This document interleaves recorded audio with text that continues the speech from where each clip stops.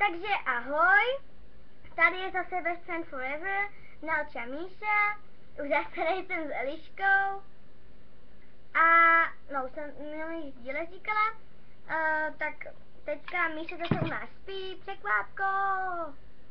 Tak budeme teď dneska dělat, jak si vyrobit výborný salát a jméno to úplně ještě nemáme. Hašušuš. Ne. Ono je nějaké indické. Dáme třeba noční salát, protože jsme totiž vymysleli v noci. A nebo přespávací salát. Co? Takže přespávací salát si uděláme. Já tady mám ještě párek s vajíčkama k noci. Hele, já ukážu, jak to vypadá. Vypadá to následně. Takže je v tom voda od olivy, zelené, neplněné, plněné taky můžou být i černé, můžou být. a mozzarella Nakrájená. a rajčata. A rajčata nakrájená. Jo. Červené, ne ty čery, ty velké. Jedno půlka velkého rajčata. A je to výborné. Mhm. Já to musím ochutnat. Mm-mm, mm-mm. Ty to měla dvakrát.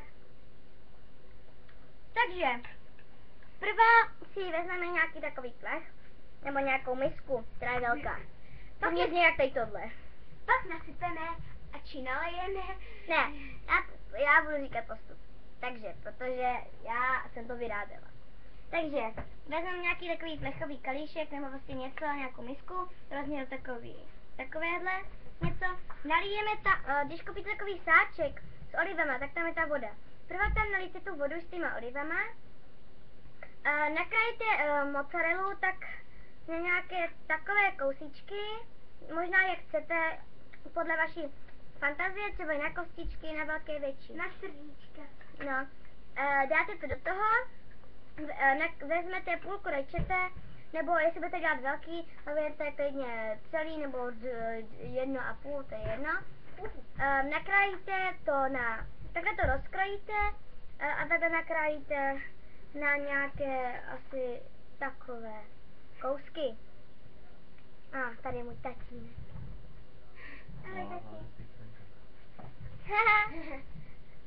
Tak, to byl můj tatínek. To byl jedině na mě pyšný, že mě pohladí.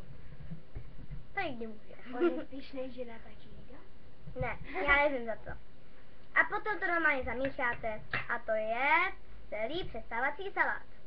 Je teda fakticky dobrý, je zdravý a Je dobrý. hodí se třeba na večeři nebo na nějakou schůzi nebo tak. Večeří. To je to takhle, to jak špís na vidličce.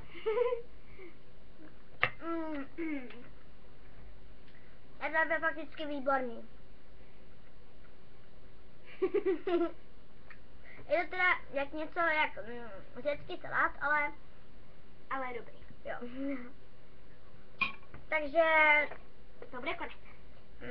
A teď sníme raz, dva, ten přespal. takže už sníme ten přestávací salát, takže ahoj.